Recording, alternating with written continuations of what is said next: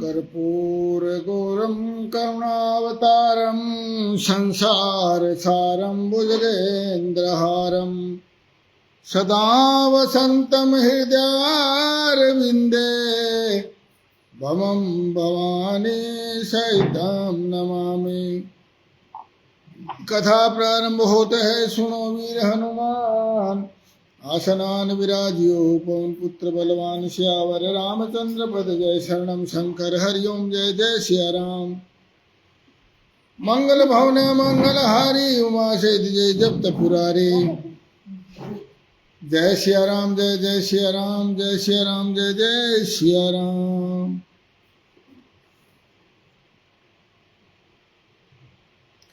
उसके बाद भगवान शंकर के भैरव अवतार का वर्णन करके नंदीश्वर ने कहा कि हे महामुने, परमेश्वर शिव उत्तमोत्तम लीलाएं करने वाले हैं और इसलिए उन्होंने मंगसर मास की कृष्ण पक्ष की अष्टमी को भैरव रूप से अवतार लिया था।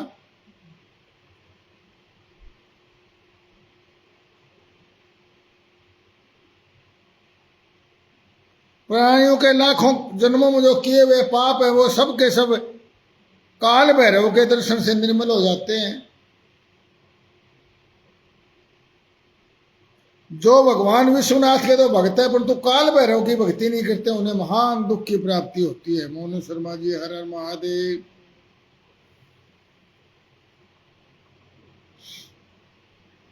जो लोग काशी में प्रत्येक मंगलवार की कृष्णाष्टमी के दिन कालराज का भजन पूजन नहीं करता, उसका पुण्य कृष्ण पक्ष के चंद्रमा के समान क्षीण हो जाता है।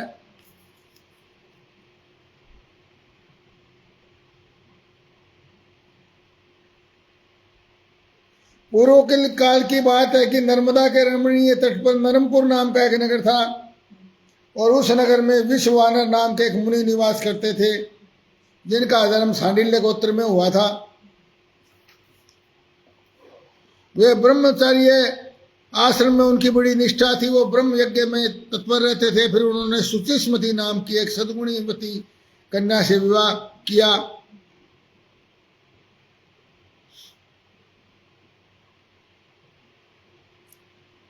बहुत समय तक बीत जाने पर उनकी स्त्री ने कहा, हे प्रभु, आपके साथ मैंने बहुत भोग कर लिया सुखों का, परंतु मेरे एक चीज की कमी है, पुत्र नहीं प्राप्त हुआ, मेरे को पुत्र का वरदान दीजिए। नंदीश्वर कहते हैं, मुने पत्नी की बात सुन करके ब्राह्मण ने समाधिस्थ हो गए और कहने लगे, हो इस सूक्ष्मांगी पत्नी ने कैसा दुर्लभ वर मांगा है। कुंडली दादी जी, हर हर महादेव।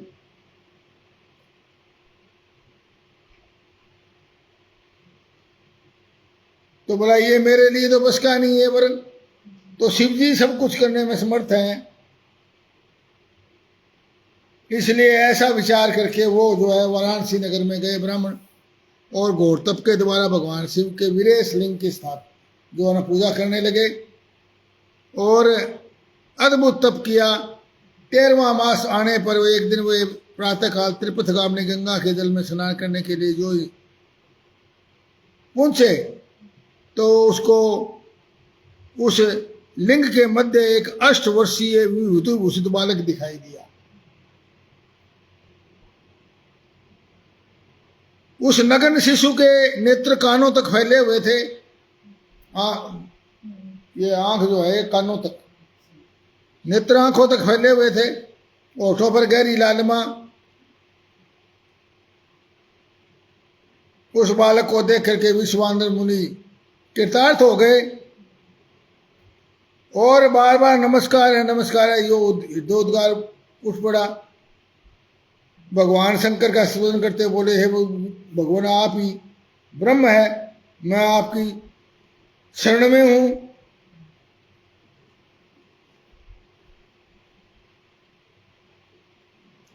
आप कान रहित होकर भी शब्द सुनते हैं, नासिका विहीन होकर सूंघते हैं, पैर न होने पर भी आप दूर तक चले जाते हैं। हमारे बड़े भाई साहब मनोहर लाल शर्मा जी, हर हर महादेव, चरण स्पर्श जी।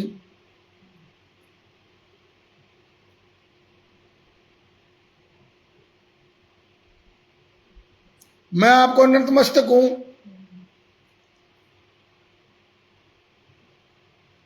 तब उस बाल रूप जो बच्चा रूप में शिव जी आए हुए थे वो बोले, हे भूदेव, आपने मेरा मुझे संतुष्ट किया है।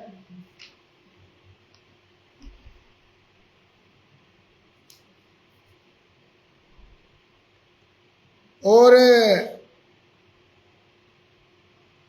मैं प्रसन्न हूं, वर मांगो। तब इस वानर ने कहा, प्रभु आपसे कौन सी बात छिपी हुई है?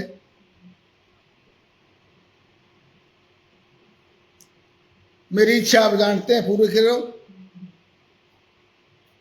तो शिशु रूपधारी महादेव ने कहा, तुमने अपने हृदय में अपनी पत्नी सुचिस्मृति के लिए जो अभिलाषा कर रखी है, यानी बच्चे की, वो शीघ्र पूर्ण हो जाएगी। और मैं सुचिस्मृति के गर्भ से तुम्हारा पुत्र होकर प्रकट होऊंगा। हर हर महादेव। मेरा नाम गृहपति होगा।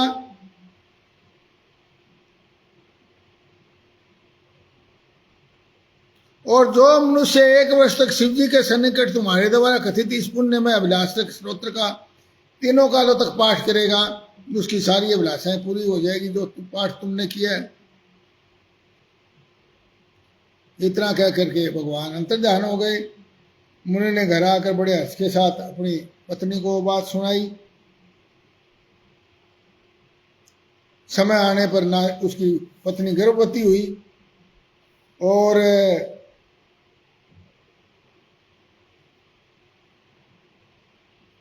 अनुकूल समय आने पर उसको पुत्र प्राप्त हुआ।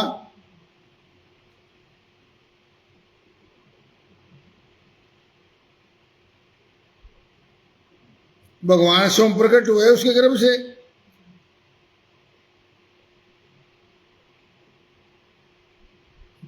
बादल वृष्टि करने लगे, देवताओं की धुन भी बजने लगी।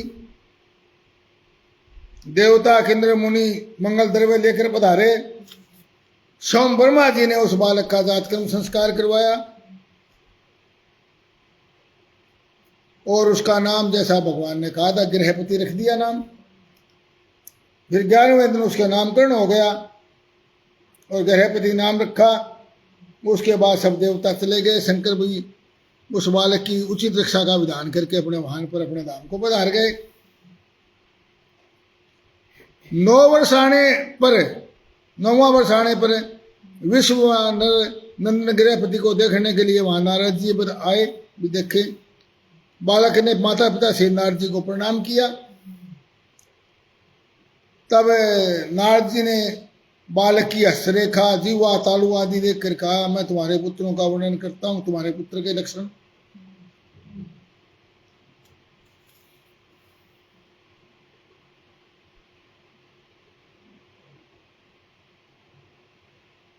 तुम्हारा पुत्र बड़ा भाग्यवान है, शुभ लक्षणों वाला है, इसलिए विधाता इसकी रक्षा करे। मेरे को यह लगता है, शंका है कि 12वें वर्ष में इस पर बिजली या अग्नि द्वारा विघ्नपात होगा। ऐसा कहकर नारद जी तो चले गए। अब विश्ववानर और उसकी पत्नी तो समझ लिया भी क्या कारण है। हाय मैं मारा गया यो कहकर छाती पीटने लगे।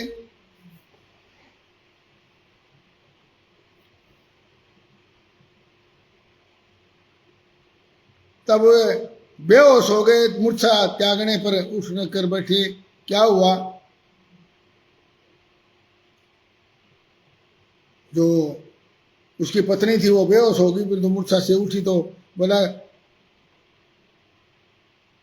ब्राह्मण कहने लगे, गृहपति जो मेरा बार विचरने वाला प्राण और अंतरात्मा है, और ये बालक जो है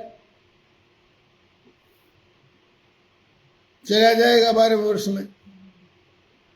ऐसा सुनकर के बच्चा गृहपति ने कहा, माता जी पिताजी बताइए आप लोग क्यों रो रहे हैं?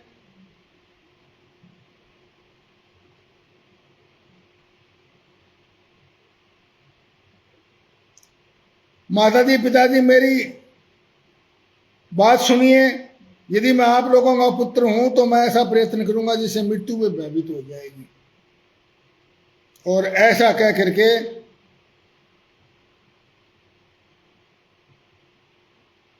और वो जो बालक है उसको उनके माता पिता ने कहा, बेटा तो शिव की शरण में जा, वो ही रक्षा कर सकते हैं। नंदीश्वर कहते हैं, मुने माता पिता की आज्ञा पाकर के गृहपति उनके चरणों में प्रणाम किया और काशीपुरी में जा पहुंचे। वहां पहुंचकर पहले मणिकर्णिका घाट पर गए, वहां पर भगवान के स्नान करके भगवान का दर्शन किया, विश्वनाथ का, काशी विश्वनाथ का।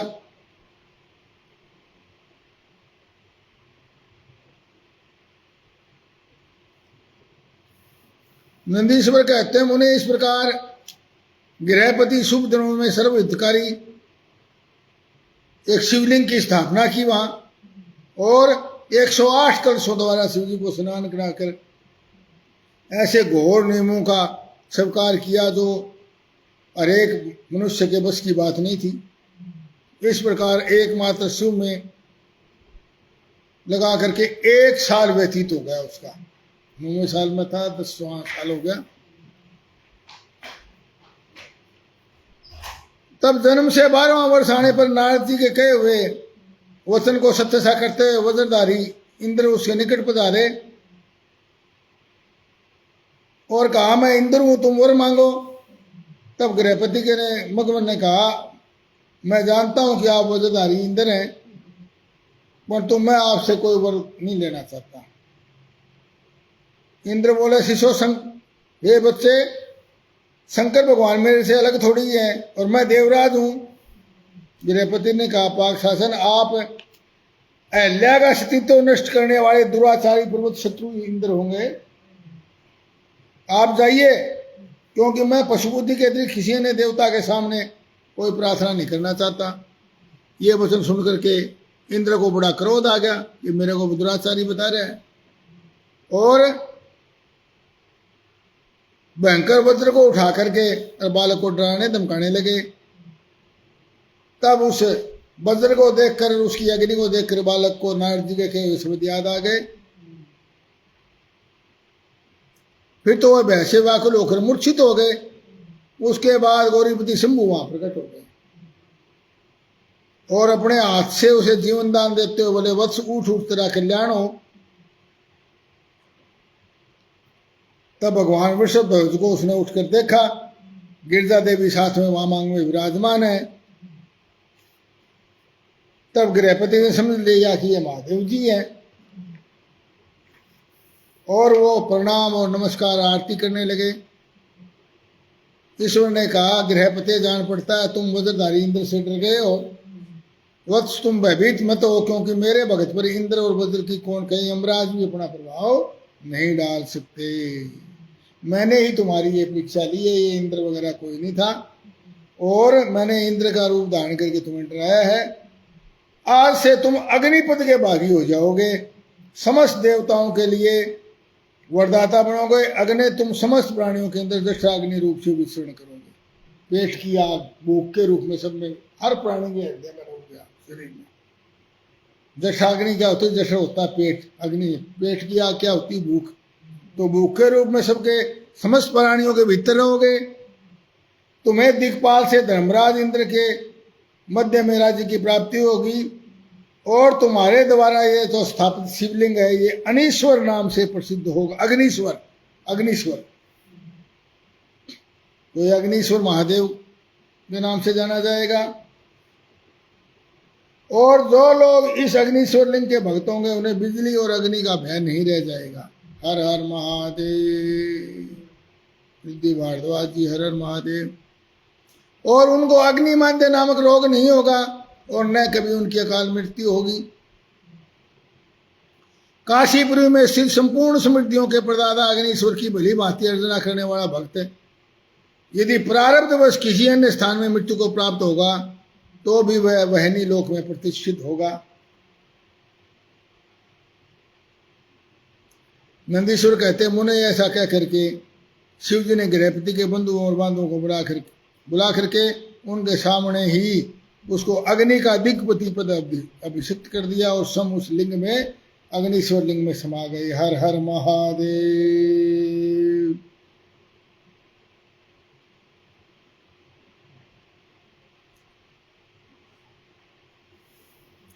मुने अब शंकर जी के उपासना कांड द्वारा सहित महाकाल आदि 10 अवतारों का वर्णन भक्तिपूर्वक श्रवण करो। पहला अवतार महाकाल नाम से प्रसिद्ध है, जो सत्पुरुषों को भोग और मोक्ष प्रदान करवाने वाला है। उस अवतार की शक्ति भक्तों की मनोवांछा पूर्ण करने वाली महाकाली है। दूसरा तार नामक अवतार हुआ है, जिसकी शक्ति तारा देवी हुई। वे दोनों मुक्ति के प्रदाता और अपने सेवकों के लिए सुखदायक है। पहला महाकाल और उनकी पत्नी महाकाली, दूसरे तार अवतार और उनकी शक्ति तारा देवी, और तीसरा अवतार बाल भुवनेश नाम का हुआ। उसमें बाला भुवनेश भी शिवा शक्ति हुई, भुवनेश्वरी देवी। चौथा भक्तों के लिए षोडश श्री विद्येश नामक अवतार हुआ और उनकी षोडशी श्री विद्या शिवा, षोडशी माता, उनकी शक्ति हुई। पांचवा अवतार भैरव नाम से प्रसिद्ध हुआ, जो सदा भक्तों की कामनाओं को पूर्ण करने वाला है। इस शक्ति का नाम भैरवी गिरजा है, जो अपने उपासकों का अभीष्ट फलदायिनी है। तो भैरव और भगवान शिव में कोई अंतर नहीं है, उन्हीं का अवतार। पांचवा अवतार भैरव। छठा शिवतार है छिन्नमस्तक, और भक्त काम प्रदा गिरिजा का नाम भी छिन्नमस्ता है, यानी श्री नहीं है उसके। छिन्नमस्ता, छिन्नमस्तक का मतलब सिर, यहां से ऊपर का हिस्सा न होना, छिन्न का मतलब कटा हुआ। सातवां अवतार धूमवान हुआ, और उपासकों की लालसा पूरी करने वाली शिवा धूमावती हुई, पार्वती धूमावती के रूप में प्रकट हुई। आठवां अवतार बगलामुख है, जिसकी महान शक्ति सायनी आनंदायनी बगलामुखी वही शक्ति। और नवां अवतार मतंग है, उस समय और उसको अभिलाषा पूर्ण करने वाली शक्ति का नाम सर्वाणी मातंगी हुआ। 10वें अवतार का नाम कमल है, और अपने भक्तों का सर्वथा पालन करने वाली गिरजा कमला कहलाई। तो ये 10 निर्विकार भाव से सेवा करने वाले अवतार हैं।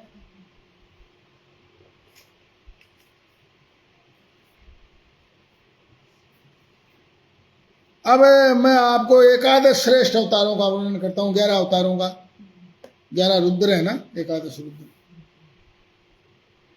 एक बार की बात है कि इंद्र आदि समस्त देवता दैत्यों से हार गए, पराजित हो गए।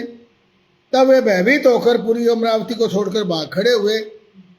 जयप्रकाश शर्मा जी, हर हर महादेव।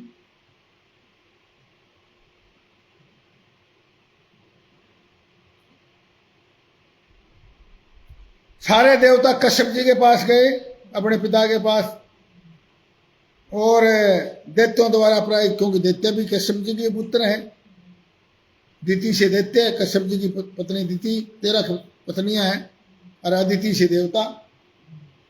तो अपने पिता कश्यप जी के पास गए। तब उनके पिता कश्यप देव ने ये बात सुनकर के दुखी नहीं हुए। उनके पिता, उन्होंने कहा, उनकी बुद्धि शिव जी में थी, भक्ति में, और कहा कि तुम, और वो जो है उनकी बात सुन करके उनको देवताओं को आश्वासन दिया, और परम हर्षपूर्वक खुशीपूर्वक विश्वनाथपुरी काशी में चल पड़े। वहां पर गंगा में स्नान किया, भगवान की पूजा अर्चना की, एक शिवलिंग की स्थापना करके घोर तपस्या करने लगे। जब काफी समय बीत गया था, भगवान शंकर अपने चरणों में तल्लीन कश्यप ऋषि को वर देने के लिए वहां प्रकट हुए।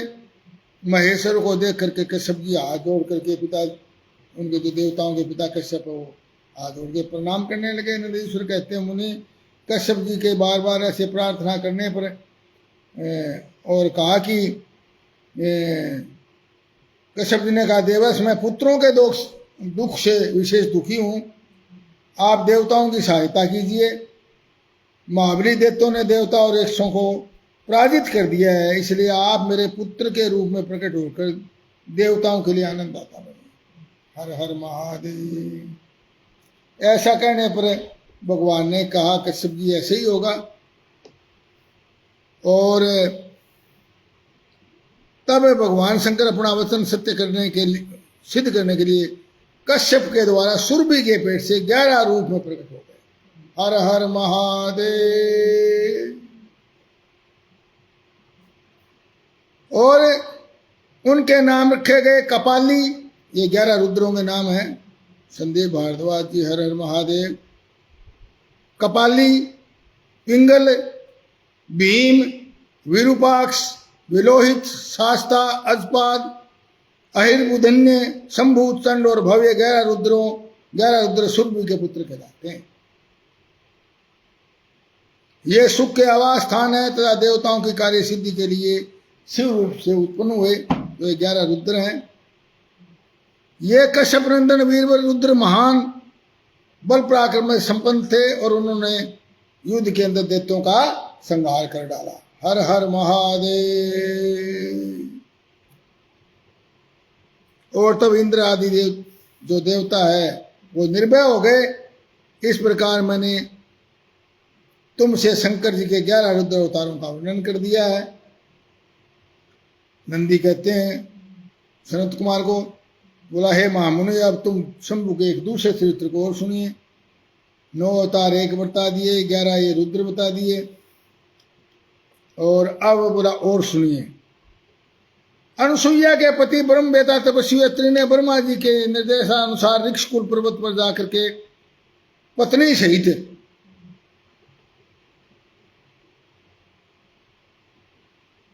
अनुसुईया के पति अत्रि ऋषि और ऋषि कुल पक्ष ऋक्षकुल पर्वत पर जाकर के और पुत्र की कामना से तप किया, घोर तप किया।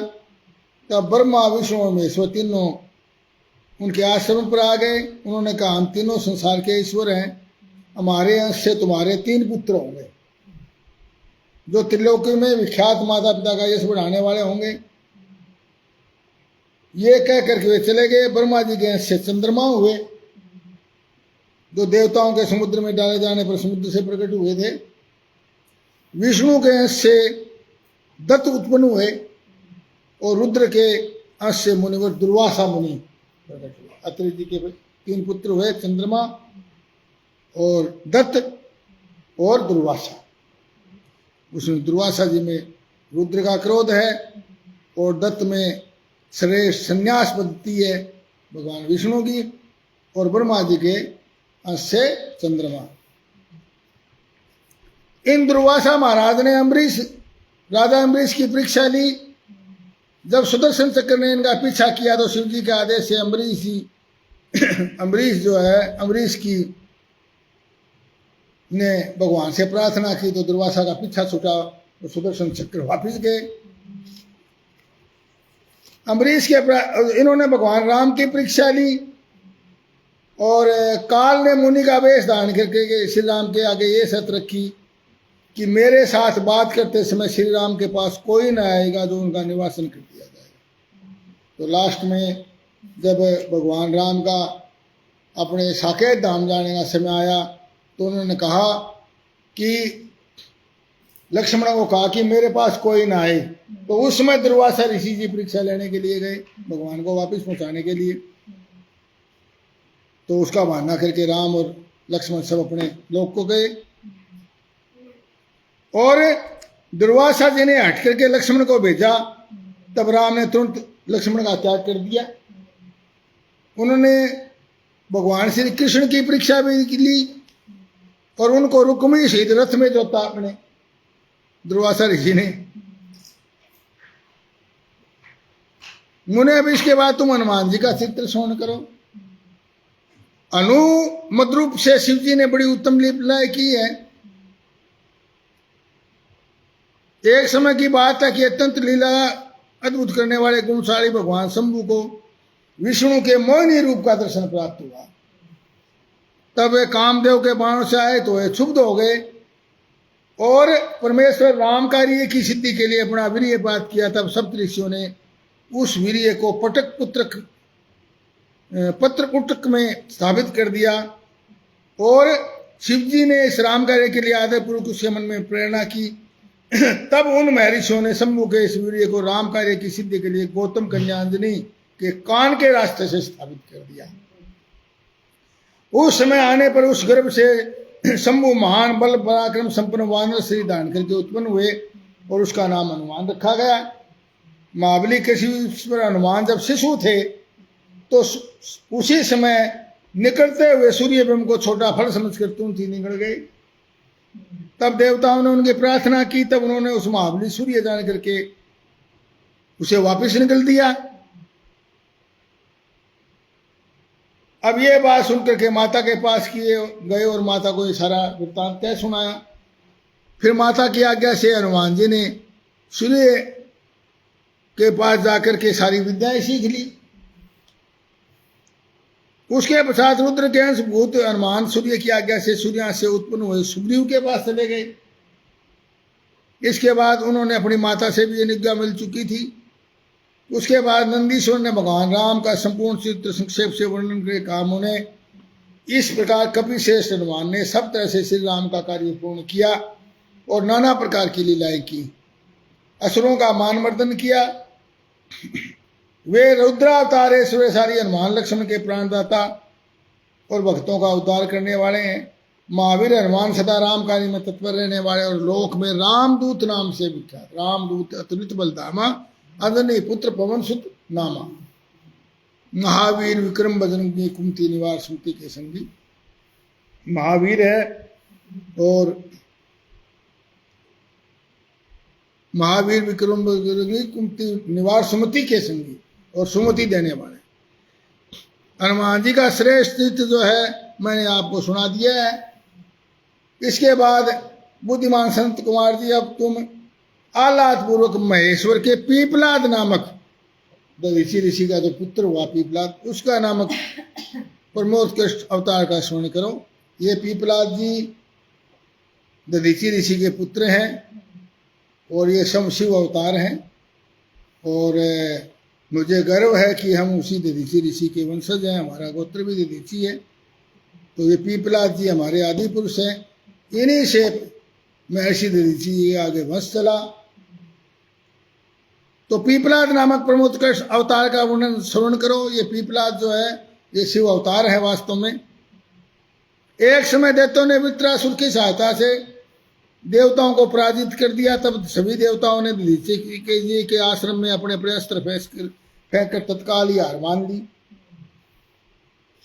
तब इंद्र सिंह संपूर्ण देवता देवर्षि शीघ्र ही ब्रह्मलोक में जाकर के ब्रह्मा जी से सारी बात बताई और कहा कि ये तपस्या की करतूत है। तपस्या ने अपनी तपस्या के द्वारा तुम्हारा वध करने के लिए वृत्रासुर को पैदा किया है आत्मबल से। अतः ऐसा प्रयत्न करो, यह तपस्या से पैदा हुआ है वृत्रासुर भी, तो इसका वध अस्त्रों शस्त्रों से तो हो नहीं सकता। तो दधीचि ऋषि हैं, उनकी हड्डियां वज्र जैसी हैं, उसी से इसका वध हो सकता है। और तुम लोग दधीचि ऋषि से अपनी हड्डियां मांग लेना और उसे वज्रदंड का निर्माण करके शीघ्र ही वृत्रासुर को मार डालना। ऐसा सुन करके देव गुरु बृहस्पति तथा देवताओं के साथ इंद्र जो है ऋषि के आश्रम पर आए। वहां इंद्र ने सुरक्षा से दधीचि मुनि का दर्शन किया और दधीचि ऋषि तो सब जानते थे, भगवान के अंशी थे, उन्होंने समझ लिया। उन्होंने अपनी पत्नी सुवर्चा को अपने आश्रम से कहीं और भेज दिया बहाना करके। और इंद्र ने कहा, मुने आप शिव भक्त हो, शरणागत रक्षक हैं, आप हमें अपनी वज्र में यह अस्थियां प्रदान करो ताकि हम आपकी हड्डियों से वज्र का निर्माण करके और वृत्रासुर का वध कर सकें। तब ऐसा सुन करके परोपकार परायण तपोनिष्ठ त्याग मूर्ति दधीचि मुनि ने अपने स्वामी शिव का दान करके, देखिए अपने स्वामी शिव बोला, वो बहुत बड़े शिव भक्त हुए हैं। और ये दधीचि ऋषि वही है जो दक्ष के द्वारा भगवान शिव को न बुलाने पर एकमात्र दधीचि ऋषि थे जो उस यज्ञ को छोड़कर चले गए थे और दक्ष को बुरी तरह फटकार के गए थे कि आपने भगवान शिव को नहीं बुलाया, तेरा कल्याण नहीं, तेरा विनाश होगा और तेरा ये जो है ना एक सफल नहीं होगा। तो वो दधीचि ऋषि हैं और दधीचि ऋषि ने अपना तुरंत ही योग बल से अपना शरीर त्याग दिया और ब्रह्मलोक को चले गए तुरंत ही। उसमें वहां पर पुष्पों की वर्षा होने लगी। इंद्र ने शीघ्र ही सुरभि गौ को बुला करके उस शरीर को छटवाया, क्योंकि गौएं उनके बहुत प्रेम करती थी, गौ भक्त भी थे। गौओं ने प्रेम से जैसे चाटा तो उसमें शरीर में तो कुछ था ही नहीं, योग जल चुका था। तो हड्डियां ही हड्डियां थी। हड्डियों से अस्त्र निर्माण करने के लिए विश्वकर्मा को आदेश दिया। तब इंद्र की आज्ञा पाकर विश्वकर्मा ने वज्र बना दिया और उससे वृत्रासुर पर आक्रमण किया और वृत्रासुर का वध हो गया। तब वहां पर आत्मबल से संपन्न दधीचि मुनि की पतिव्रता पत्नी सुवर्चा पति के आज्ञा अनुसार आश्रम के भीतर गई। वहां अपने पति को मरा हुआ देख करके और देवताओं को श्राप दे दिया। बोला हो इंद्र सहित ये सभी देवता बड़े दुष्ट है, अपना कार्य सिद्ध करने के लिए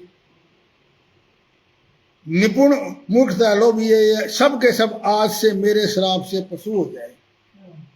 पशु जैसी वृत्ति थी इनकी, स्वार्थी, ये पशु हो जाए। और उसके पश्चात उस पतिव्रता ने पति लोक में जाने का, ब्रह्मलोक में, क्योंकि ब्रह्मा के पुत्र हैं, ये पुत्र हैं, पोते, अथर्वा ऋषि की संतान, अथर्वा जी के पुत्र। और तब मनुष्यनी सुवर्चा ने परम पवित्र लकड़ियों द्वारा एक चिता तैयार की। तब भगवान शंकर की प्रेरणा से आकाशवाणी हुई। बोले हे प्राज्ञ, ऐसा साहस मत करो, मेरी बात, उत्तम बात सुनो। देवी, तुम्हारे पेट में मुनि का तेज वर्तमान है और तुम उसे यत्न पूर्वक उत्पन्न करो।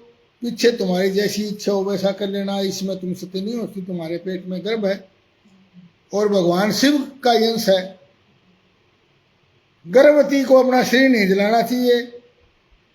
ऐसा कह करके आकाशवाणी खत्म हो गई। तब मुनि पत्नी क्षण भर के लिए विस्मय में पड़ गई, अचंभे में। परंतु वो पति लोक में जाना चाहती थी। उसने बैठ करके पत्थर से अपने पेट को चीर डाला और पेट से मुनि दधीचि का वह गर्भ बाहर आ गया। हर हर महादेव। परम दिव्य प्रकाशमान चारों दिशाओं को प्रकाशित कर रहा था। तात दधीचि के उत्तम तेज से वह गर्भ अपनी लीला करने में समक्ष रुद्र का अवतार ही था साक्षात।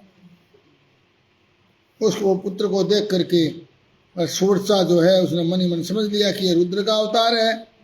तब वो शीघ्र ही उसको प्रणाम करके उसका स्तुति गाने लगी। और सुवर्चा ने कहा, हे तात, तुम इस अश्वत्थ वृक्ष के निकट, यानी पीपल, अश्वत्थ वृक्ष क्या होता है, पीपल होता है, के निकट चिरकाल तक स्थिर रहो। महाभाग, तुम समस्त प्राणियों के सुखदायक हो जाओ और मुझे पति लोक में जाने की आज्ञा दीजिए प्रभु। और वहां मैं साथ में पति के, अपने पति के साथ रहती हुई रुद्र रूप धारी तुम्हारा ध्यान करती रहूंगी। ऐसा कह करके अपने पति का अनुगमन कर लिया। और दधीचि पत्नी सुवर्चा शिव लोक में पूछकर अपने पति से जा मिली और शिव की सहित आनंद पूर्वक शंकर जी की सेवा करने लगी। इसी समय वहां पर देवताओं उनके साथ समस्त देवता वहां पर पहुंचे और ब्रह्मा जी ने उस बालक का नाम पीपलाद रख दिया। हर हर महादेव। फिर सब देवता भी अपने अपने स्थान को चले गए। पीपलाद ने राजा अनरण्य की कन्या पद्मा से विवाह करके और उसके 10 पुत्र हुए। 10 के 10 बहुत उग्र तपस्वी अपने पिता के समान थे। लाला नाना प्रकार के लीला की। कृपालु ने जगत में शनिश्चर की पीड़ा को निवारण करने के लिए ये वरदान प्राप्त किया कि जन्म से लेकर 16 वर्ष तक की आयु वाले मनुष्य को और शिव भक्तों को कभी भी शनि की पीड़ा नहीं सताएगी। हर हर महादेव। जन्म से बोला, मैं जन्म बोला मेरा ऐसा क्यों? उन्होंने पूछा किसी से, बोला शनि की दशा थी। तो बोला ऐसा तो गलत है भाई, जन्म लेते ही शनि की दशा चल पड़ी, ये तो कोई प्रारब्ध ही नहीं है। तो ये बोला 16 वर्ष तक किसी बच्चे को शनि की दशा नहीं आई, और शिव भक्त कोई हो किसी उम्र का हो उसको शनि की दशा नहीं होगी। नहीं तो शनि को जलाने का उसने कर दिया था। तो ये इसलिए उनके भय से भयभीत हुआ शनिश्चर कभी भी विकृत होने पर भी शिव भक्त मनुष्यों को पीड़ा नहीं पहुंचाता। इस प्रकार ये मैंने कथा तुम्हें सुना दी है। कथा समाप्त होते है। सुनो वीर हनुमान, शिव पुराण शिवलोक में आप करो विश्राम। सियावर रामचंद्र पद जय, शरणम शंकर हरिओम जय जय सिया राम। हर हर महादेव।